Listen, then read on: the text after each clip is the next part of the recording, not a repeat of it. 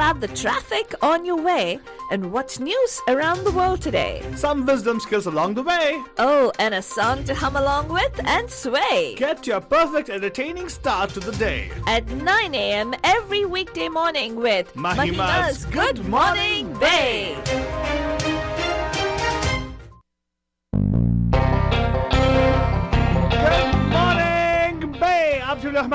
प्यार भरा नमस्ते Namaskar. वणक्कम Namaskara. खुशामदीद Assalamualaikum. सत श्री अकाल మీ అందరికీ వందనములు. जय स्वामी नारायण जय श्री कृष्णा. जय जिनेंद्र हमारे स्माइली भाई बंधुओं को बोल दे या अली मदद. मौला अली मदद बोलते हुए सारे फीजी मदद बोलेंगे नीसा बोला बरजन हम आ गए हैं आपके प्यारे महिमा के द्वारे मैं से फालतू बाबा And of course, myself, Altu Rani, लेकर आपके लिए एक और drive time that's going to make it totally exciting and totally mastani बन जाने. To that Banjan, let me tell you one thing. कल हमने बता दिया कि we are in yellow tier. Doesn't mean that you have to jump on the freeway right away.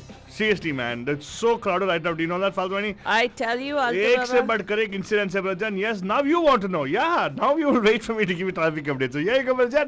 This is your रास्ते का हाल total सस्ते में.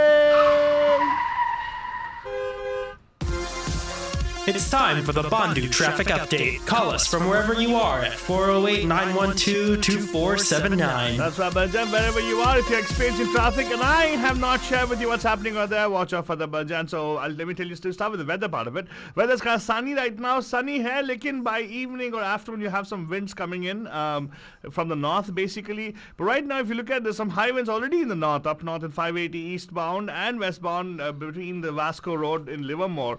There's a high wind advisory in that region. So when it's hot and windy, you know what might happen, right? Yes, Balajan. Fires. There's a fire reported on 580 eastbound west of the 1st Street in Livermore. Watch out for that particular fire there. And there's an accident reported right now. I'm telling you, there are a lot of accidents reported right now on 24 westbound Pleasant Hill Road in Lafayette, which is slow down traffic over there. There's a huge backlog over there. Speaking of high winds, again, the bridges are going to be dangerous. Watch out for that. 92 has got advisory going on for high wind advisory or north and southbound, so watch out for that.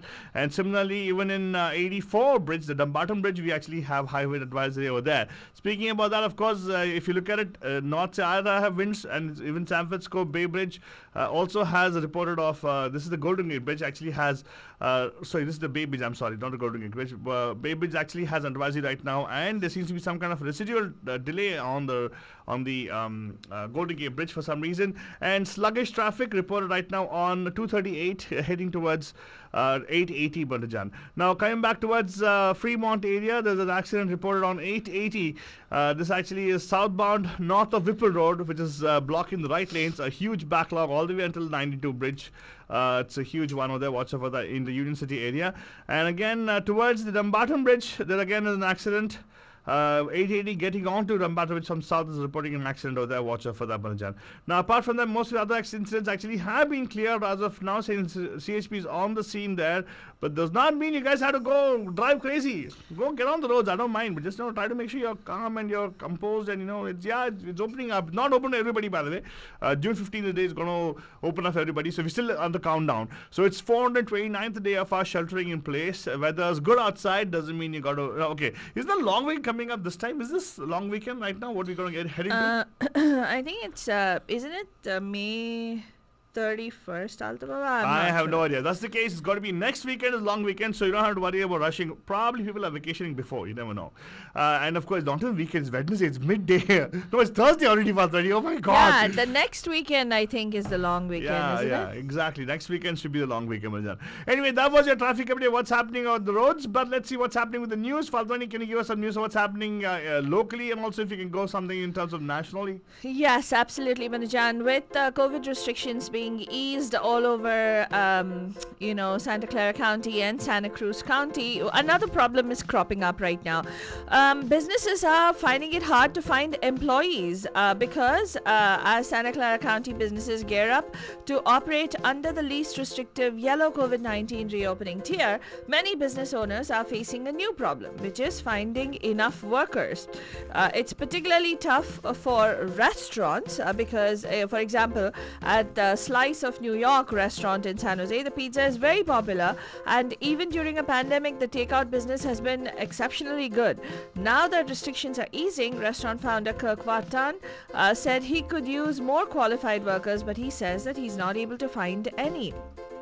And in fact, they're paying up to about $24 per hour for restaurant workers now, and they're still not getting qualified applicants, is what they're saying, even though it might not be quite as much as coming back to work with unemployment benefits. It is probably the cause. People are saying that it's people are getting the pandemic unemployment, so they want to use all of that before they come back to work. Oh, interesting. Yeah, so that's one issue that's coming up in the South Bay. The other issue that we're having right now is, Vanajan, the mask debate is now at its peak again, as California decides to wait until June 15th to lift the state mask mandate.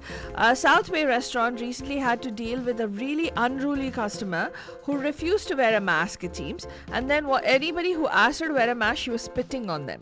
Oh my God. Yeah, this incident happened Tuesday at the Umai Savory Hot Dogs in East San Jose, apparently. The video actually has become very popular on TikTok, of this particular woman's refusing to wear the mask and then spitting at the employee as she leaves. So, anyway, that's I wonder where people think that they can get off being like this. Mean people. Yeah. Also, that woman also needs to know this. Public health officers in 11 Bay Area counties and the city of Berkeley formally voiced their support Wednesday, that's yesterday, for the state keeping the mask mandate in place through June 15th. They said even if you're vaccinated, please wear your masks. Please mask up wherever possible. State Health and Human Services Secretary Dr. Mark Galley announced on Monday that the state would keep its mask mandate in place despite the U.S. Centers for Disease Control and Prevention updating its mask guidance last week to permit fully vaccinated people to forego wearing a mask both indoors and outdoors in most situations. June 15th is also the date when the state plans to lift its tiered reopening system, formerly called the Blueprint for a Safer Economy, allowing businesses to expand back to their full indoor capacities. So that is the news from locally here in the Bay Area, but let's also go across the country and tell you what's going on with regard to the mask mandates. Iowa joined a handful of other U.S. states on Thursday in passing a law that forbids cities, counties, and local school districts from requiring people to wear face masks that protect against the spread of coronavirus. Governor Kim Reynolds, a Republican, signed the measure into law just hours after it was approved by the state legislature. Texas and Florida, which also have Republican governors, have passed similar unmasking measures. All right, so there is all this nonsense that's going on, and I really call it nonsense because it is unnecessary violence that's happening at Gaza, between Israel and Palestine. So what's happening here? How is the United States trying to, kind of alleviate the angst over there? Well, U.S. Senator Bernie Sanders has introduced a resolution blocking a $735 million weapons sale to Israel on Thursday, mirroring a symbolic action by the House of Reps in response to conflict between Israel and Gaza's Hamas leaders. At a moment when US-made bombs are devastating Gaza and killing women and children, we simply cannot allow another huge arms sale go through without even a congressional debate, said Sanders, an independent who votes with the Democrats. Is it the way it sounds? No, actually, I don't say it the way he does. You know, he's got a very pronounced style of speaking, right? Mm-hmm. So, Democratic President Joe Biden's administration, of course, approved the potential sale of the $735 million in weapons to Israel this year and sent it to Congress for formal review. These clashes have called for, this particular resolution that some lawmakers are saying there needs to be a more concerted effort to stop the violence. The U.S. House approves the Capitol riot probe. That's right, Banajan. The U.S. House of Reps on Wednesday voted to create an independent commission to probe the deadly Jan 6th attack on the Capitol by former President Donald Trump's supporters, as 1 in 6 Republicans defied the party leader's attempts to block it. Over the past 2 days, House Republican leader Kevin McCarthy and Senate Republican leader Mitch McConnell both worked to kill a bipartisan bill to establish the commission to investigate the violence that left 5 dead, including a Capitol police officer. But the House voted 250 to 175 to approve 252 to 175 to approve this commission, which was styled after the panel that probed the attacks on the United States on September 11, 2001. The bill now goes to the Senate, where its future is kind of uncertain.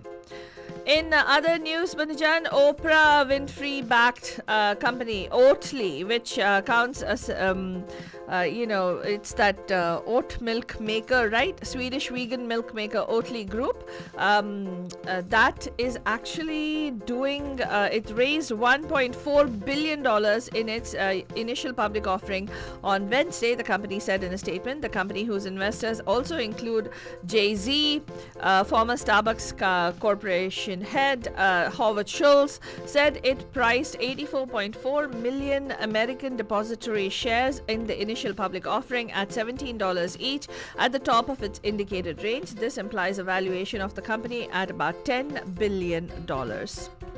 Those were the headlines from across the United States and locally. Banajan, world news coming up shortly, but after the Gane Ka Kida.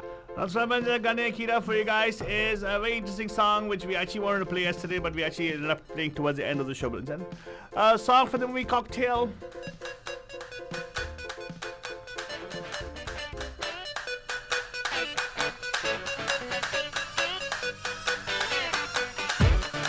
Music by Preetam and lyrics by Ishad Kamal, sung beautifully by Neeraj Sridhar and Kavita Seth.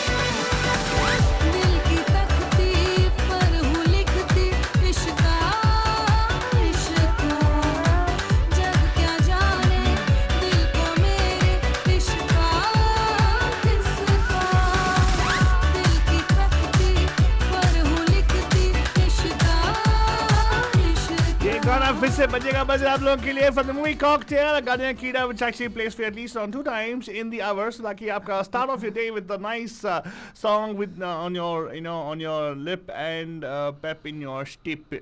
I didn't come out well, but anyway, I try, Bajar. Right, let's go check out what's happening with the world news. Fazwani, come on, let's go into the world news, Prabandhus. How about that?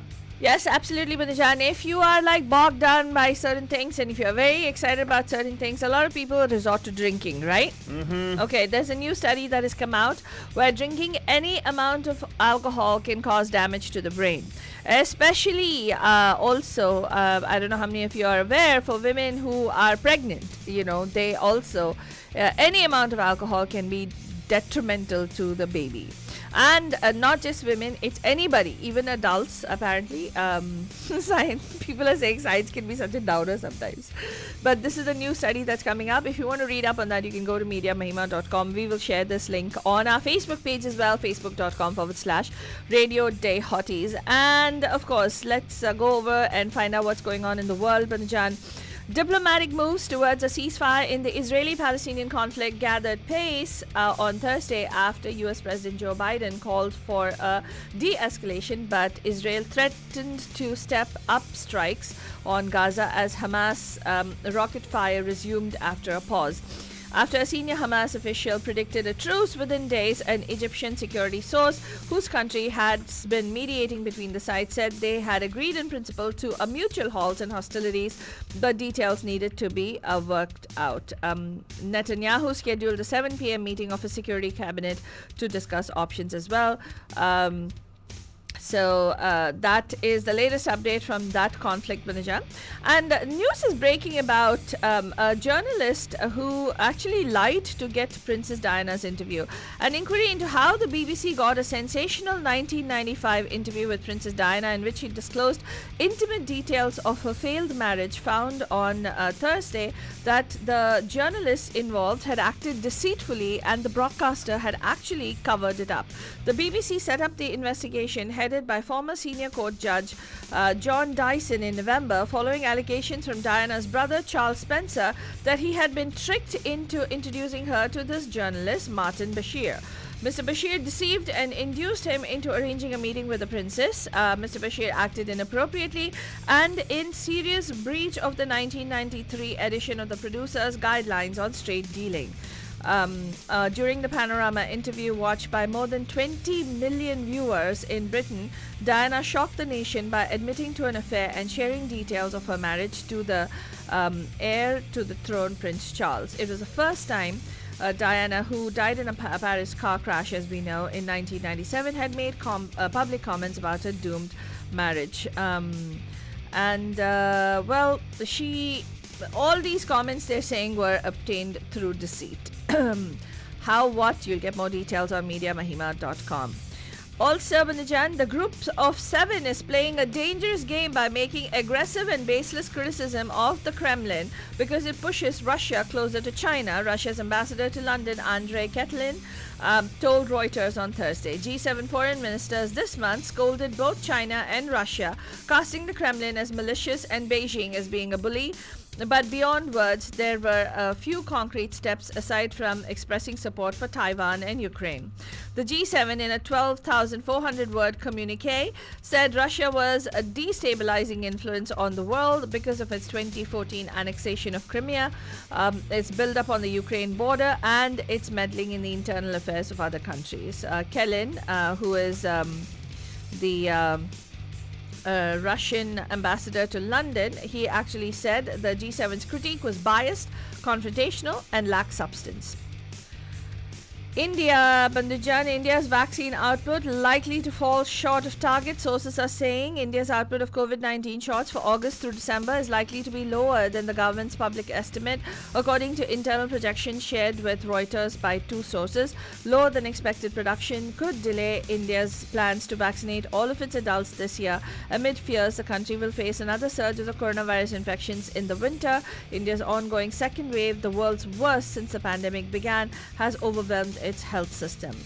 Also, Banajan, the news is coming out from India about a drop in positivity rate in the last 2 weeks, according to the Health Ministry. COVID-19 case positivity rate in India has declined in the last 2 weeks, which is good news, with an increase in the number of districts where the positivity rate has shown a downward trend as per Union Health Ministry data. During the daily briefing, Health Secretary Lav Agarwal said that since mid-February, average daily tests have increased by 2.3 times in the last 12 weeks, and a decline in the case positivity rate has been reported since the last 2 weeks, according to the secretary. In Gujarat now, there is another epidemic. It is not just the COVID epidemic, Punjajan. Now, Gujarat has declared the black fungus as an epidemic, with 276,110 new coronavirus infections being reported in a day. India's daily tally of COVID-19 climbs, while the daily deaths recorded below 4,000 after 4 days, taking the toll to 287,122. The centre has now asked states and union territories to make mucormycosis a notifiable disease under the Epidemic Diseases Act, as cases are increasing rapidly across India. Some states, including Rajasthan and Telangana, have already made it a notifiable disease, and now Gujarat is added to the mix. Also, Bharat Biotech is going to be ramping up Covaxin production to 1 billion doses a year. That's what they're saying at this particular point in time. That the company plans to use its Kiran Behring facility in Gujarat's Ankleshwar to boost capacity to buy another 200 million doses. And in the celebrity world, Banajan, singer Arijit Singh's mother, Aditi Singh, who was admitted to a Kolkata hospital at the end of April with COVID-related complication, passed away on Wednesday at 11 p.m. According to an official statement, she had tested COVID negative on May 17 but succumbed to a cerebral stroke on May 19th. And actress Bhumi Pednekar is calling on lactating women in India to donate breast milk for babies of mothers who have succumbed and passed away due to COVID-19. That is another big issue that's coming up across India. So if you want to get information on all of this, you can go to mediamahima.com. That's all we have time for on this morning's Good Morning Babe. We'll be back tonight live at 5 on the Pam Pam Show. Don't forget to tune in. Have yourselves a terrific Thursday.